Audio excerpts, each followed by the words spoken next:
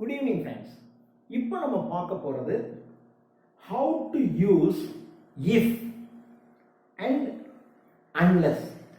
If unless இவைகளை எப்படி நாம் ஒரு வாக்கியத்தில் பயன்படுத்துவது அப்படிங்கறத நம்ம இப்போ பார்க்க போறோம். இந்த if unless இந்த ரெண்டுக்கும் conditional clause அப்படினு பேர். இது ரெண்டும் they refer a condition. அது ஒரு கண்டிஷனை குறிக்கிறது. If you work hard, நீ கடினமாக உழைத்தால் நீ பாஸ் பண்ணிடுவ. நீ வேகமா ஓடினால் பஸ்ஸை பிடிச்சிருவ. இது ஒரு கண்டிஷன். நீ இதை செஞ்சாதான் இது நடக்கும் என்று கண்டிஷனை கொடுக்கிறதுனால இந்த if அல்லது unless ரெண்டையும் கண்டிஷன் கிளாஸ் அப்படின்னு சொல்லுவோம். இப்போ if மூன்று வகைகள்ல நம்ம பயன்படுத்தலாம். உதாரணத்திற்கு இப்போ பாருங்க, ஒன்று if you work hard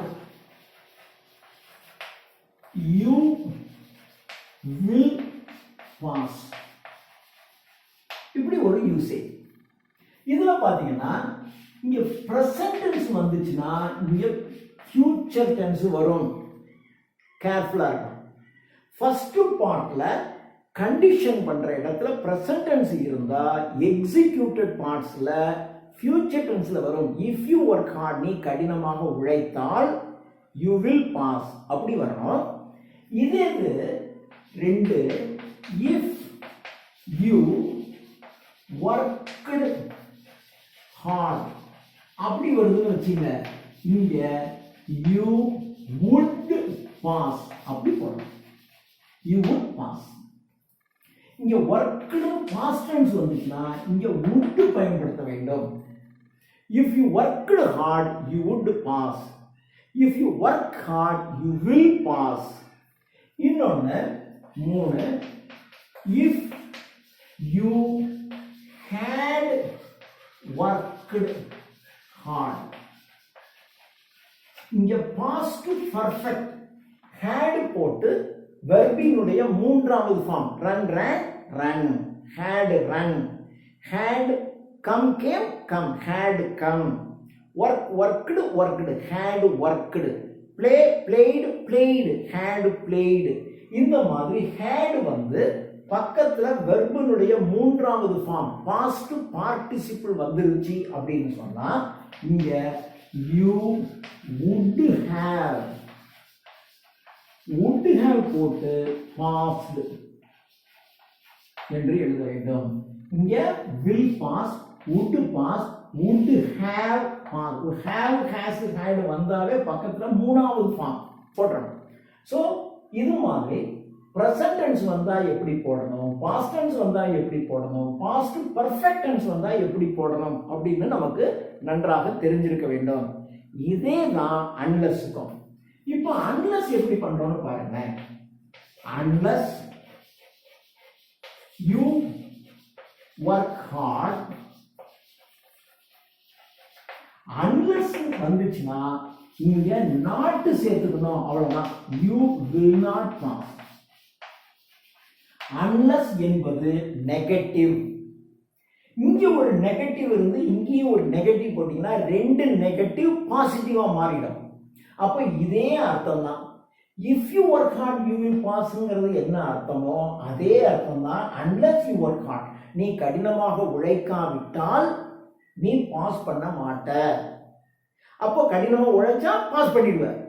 கடினமா உழைக்கலைன்னா unless you work hard, நீ கடினமாக உழைக்காவிட்டால் you will not pass. so unless வந்துச்சுன்னா இதே யூசேஜ் தான். unless இங்க பயன்படுத்தினீங்கன்னா பின்னாடி not போடணும். அதே மாதிரி இங்க பாருங்க, ரெண்டு unless you worked hard, worked hard இங்க you would passங்கிறது இப்போ எப்படி வரணும், you would not pass, you would not pass. Simple. இதே மாதிரி மூணாவது unless you had worked hard. இதே மாதிரி தான் இஃப்க்கு பதிலா அன்லெஸ் போட்டீங்கன்னா பின் பகுதியில ஒரு நாட் சேர்த்துக்கணும். இங்க யூ வுட் ஹேவ் பாஸ்ட்ங்கிறது யூ வுட் நாட் ஹேவ் பாஸ்ட்னு வந்துடும். You would not have passed. So if unless use பண்றது ரொம்ப சிம்பிளான விஷயம். பட் கேர்ஃபுல்லா யூஸ் பண்ணணும். சிலர் பார்த்தீங்கன்னா if you work hard you would பாஸ்ன்னு சொல்லிடுவாங்க. If you work hard you will பாஸ்ன்னு சொல்லிடுவாங்க. ஸோ இதையும் இதுக்கு இதை எதையாவது இதுக்கு வேற எதையாவது அப்படி மாற்றி பயன்படுத்திடுவாங்க. அப்படி இல்லாம இஃப் ப்ரெசன்ட் டென்ஸ் பயன்படுத்தினா இங்க ஃபியூச்சர் டென்ஸ், பாஸ்ட் டென்ஸ் பயன்படுத்தினா வுட் போடணும். பாஸ்ட் பர்ஃபெக்ட் டென்ஸ் வந்துச்சுன்னா வுட் ஹேவ் போட்டு பாஸ்ட் பார்ட்டிசிபிள் போடணும். இதே மாதிரி தான் அன்லெஸ்ஸுக்கும். அன்லெஸ் வந்துச்சுன்னு சொன்னா பின்னாடி ஒரு நாட் ஒன்று சேர்க்கணும். இவ்வளவுதான். இன்னும் ஒரே ஒரு எக்ஸாம்பிள் மாத்திரம் நான் கொடுத்துறேன். அப்புறம் நீங்களா செய்யலாம். இப்போ இன்னொரு எக்ஸாம்பிள்.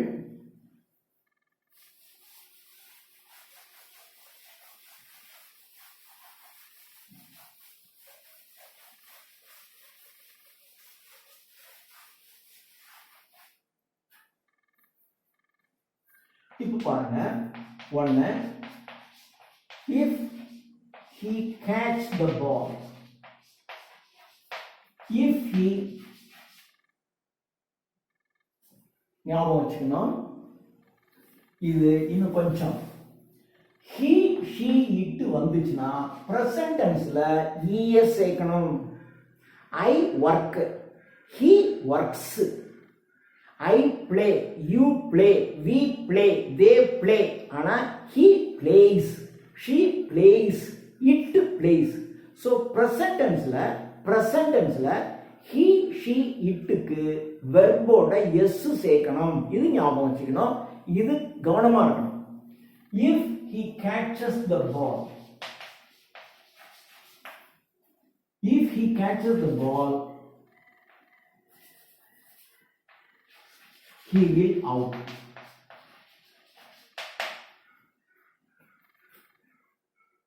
He will out. ரெண்டாவது, if he caught, catchக்கு past tense caught.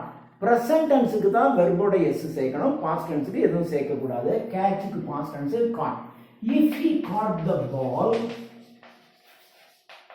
he would out. அதே மாதிரி if he had caught the ball,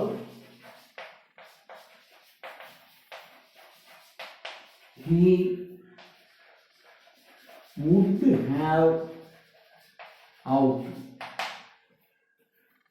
இங்க past perfect வந்தா இங்க would have வந்துடணும். இங்க present tense will, past tense would, past perfect would have. Then இதே மாதிரி unless he catches the ball, அவன் பாலை பிடிக்கலைன்னா he will not out.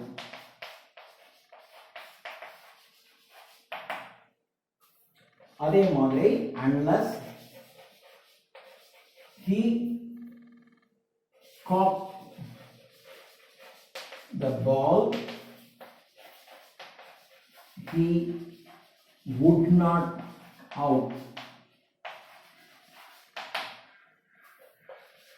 Unless he had caught the ball, he would not have out. So if அல்லது unless பயன்படுத்துறது very very very simple. If I sing a song, sing. If I sing a song, அது மாதிரி இங்க will. If I run fast, இங்க present, இங்க என்ன வரணும்? I will. If I run fast, I will come first. If I run fast, I will come first.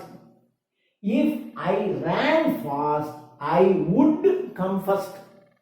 If I had run fast, I would have come first. அதே மாதிரி unless I run fast, I will not come first. Unless I ran fast, I would not come first. Unless I had run fast, I would not have come out first. I would not have come first. Something like this. இப்போ இது ரொம்ப simple. இதை ஞாபகம் வச்சுக்கோங்க. இதே மாதிரி நீங்களா if அன்லெஸ்ஸை பயன்படுத்தி ஒரு 5-6 சென்டென்ஸ் எழுதி பார்த்துருங்க. அதுக்கப்புறம் சின்ன புத்தகங்கள்ல ஏதாவது 7th 8th 9th text book, நான்டிட்டரி, சப்ளிமெண்டரி ரீடர் அந்த புக் எடுத்து இஃப் அன்லெஸ் வர்ற இடங்களை தேடி பாருங்க. அதில் எப்படி பயன்படுத்தியிருக்காங்கன்னு நீங்கள் பார்த்துட்டீங்கன்னா அப்புறம் உங்களுக்கு ஜென்மத்திலையும் இஃப் அன்லெஸ் பயன்படுத்துறது தப்பு வரவே வராது, மறக்காது. தேங்க்யூ.